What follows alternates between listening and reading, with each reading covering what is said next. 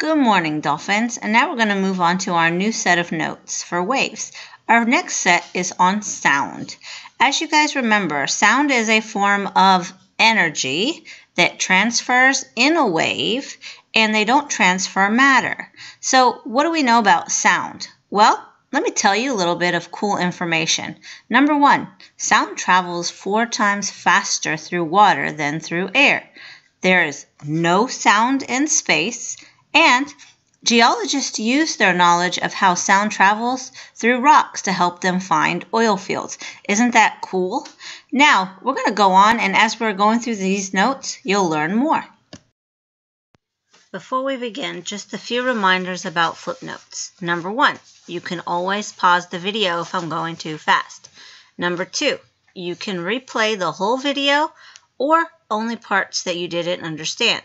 Number 3, write down any questions you have on the side to ask me in class later on.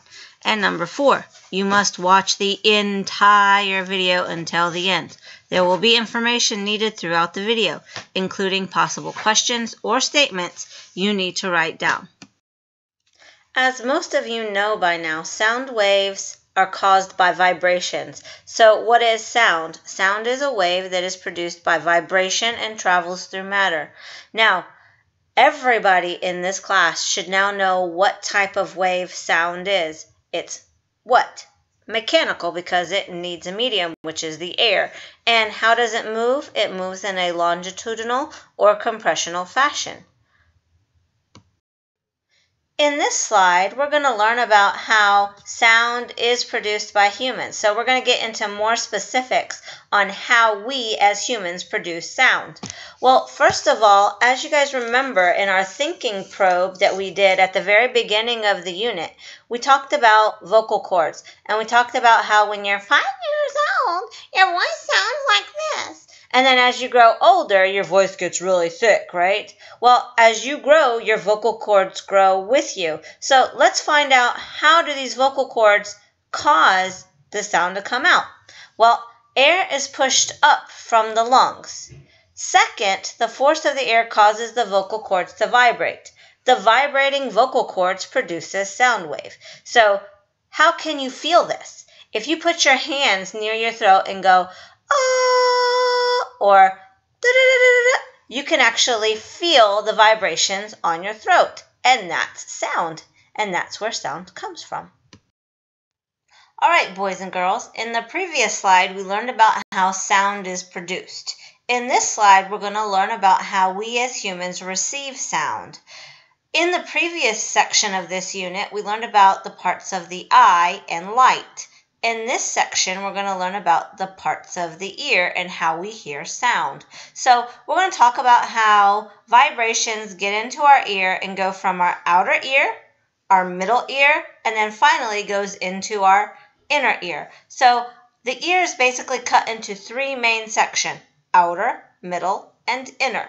So let's talk about each one individually and talk about specifics. In the outer portion of the ear, basically what happens is a vibration occurs. This vibration is a sound wave that basically goes in through the ear canal, hits the eardrums, which vibrate, and then that vibration is sent to the middle ear. Well, the middle ear has 3 little bones in it called the hammer, the anvil, and the stirrup. If you take a look at the picture, it kind of looks like a hammer, an anvil, and a stirrup, and that's where they got their names from. Well, once these small little bones start moving, it sends the vibrations to the inner ear. The inner ear has 2 main parts. It has the cochlea, which are tiny hair-like structures. And then once it goes through the cochlea, it eventually is sent to the auditory nerve, which then sends the vibrations or the signals to the brain. And that's how you hear sound. So how can we remember the parts of the ear and how they work? Well, I came up with a song. It goes to the song, them bones, them dry bones, except for we're going to say, them ears, gonna hear sounds, them ears, gonna hear sound, them ears, gonna hear sound, and this is how it works. Vibrations are sent to the ear canal. The ear canal sends the vibrations to the eardrum. The eardrum sends vibrations to the has bones. The has bones sends the vibrations to the cochlea. The cochlea sends the vibrations to the auditory nerve, which sends the signal to the brain. So hopefully that will help you learn the parts of the ear. And if you notice, when I got to the middle ear, I said has bones. That just stands for hammer, anvil, and stirrup. H for hammer, A for anvil, and S for stirrups. All right, dolphins, now we're going to talk about the speed of sound. The speed of sound depends on the medium, so it depends on several different factors. Number one, it depends on material. And number two, it depends on temperature. We now already kind of know this because of the fact that we learned about this when we talked about matter. When we talked about matter, we talked about density and how certain materials are denser and certain things are not quite as dense. So the denser the material, the more compact the particles are. So what do you think is going to happen? What's going to happen is sound is going to move faster through the denser materials. What about if it's less dense? Well, the less dense the material is, the farther apart the particles are. Therefore, the slower the sound travels because it takes more time for the sound or the vibrations to hit these particles as they're moving through it. The other thing that we have is temperature. The higher the temperature, the faster the sound. If you remember, when we did the activity with matter, we did blue food coloring in water, and we did it in 3 different temperatures: hot, warm, or room temperature, and cold. In which one did it move the fastest? It moved the fastest in the hot temperature. That's because the particles are moving much faster, vibrating more quickly, causing the sound to travel quickly. Now, I want to go back to materials for just 1 second. So which material do you think is going to be the most dense and cause sound to travel the fastest? Steel or wood? If you said steel, you're right, because steel, the particles are more compacted together. Therefore, it travels faster through sound. How many of you have ever tried to listen through the door? As you listen through the door, if you put your ear to the door, you hear better than trying to listen from underneath the door. So that is more effective. That's why sound travels faster through certain materials. Now we're going to talk about frequency. Frequency determines a new word that we really have not talked about called pitch. What is pitch? Pitch is the quality of highness or lowness of sound. So if you take a look at the picture below, you see 2 different waves. One that has a long wavelength, therefore it has a low frequency and therefore will have a low pitch. If you take a look at the second one, you have a wavelength that is shorter. Therefore, the shorter the wavelength, the higher the frequency, and again, the higher the pitch. So the longer the wavelength, the less energy, the lower the pitch. The higher the frequency, the higher the pitch, the shorter the wavelength, the more energy that you have. In the previous slide, we talked about frequency and pitch. In this slide, we're going to talk about amplitude. Amplitude determines loudness. So how can we change sound? We can make it louder or softer by changing the amplitude of the height of the wave. The higher the amplitude, the louder the sound. The lower the amplitude, the softer the sound. Therefore, now that we've covered these 2 things, what are the 2 characteristics that determine the properties of sound, such as pitch and loudness? Well, pitch is frequency. Amplitude is loudness. In the previous slides, we learned about the ear and the parts of the ear and how they work. In this slide, we're going to learn about intensity and how intensity determines loudness.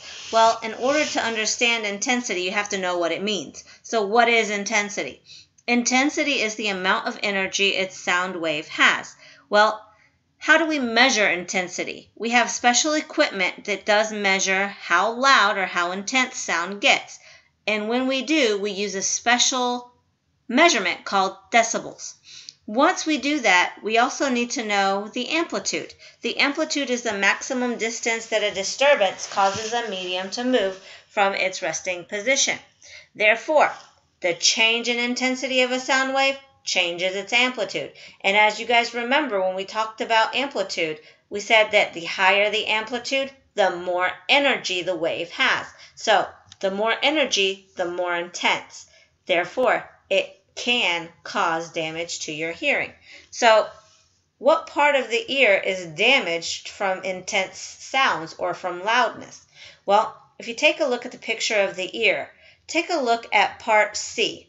There's a little snail-like structure right there. That's called the cochlea.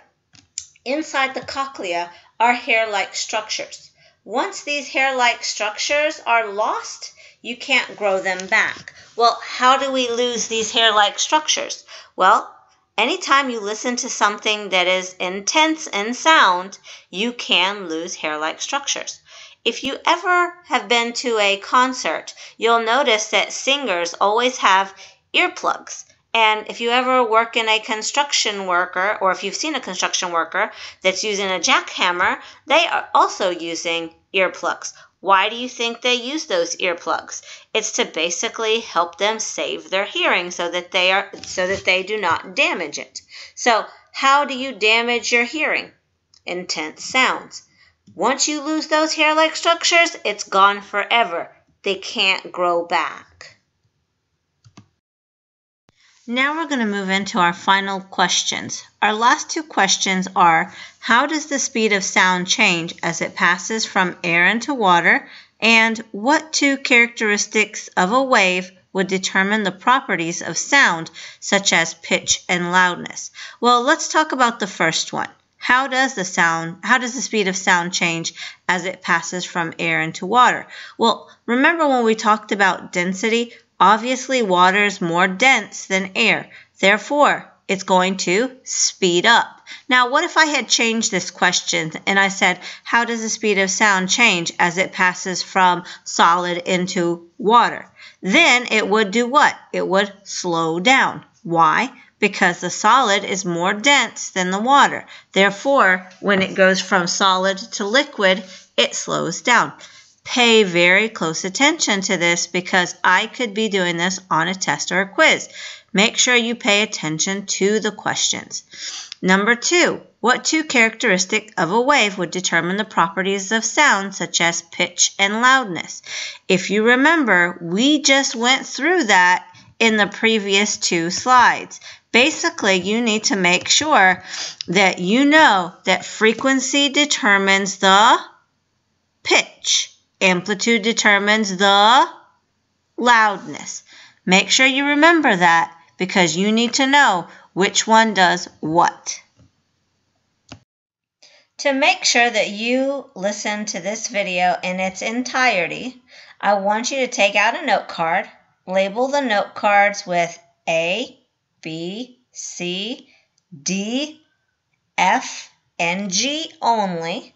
Label those parts of the ear, write your name on the back, and hand it in to me before you leave.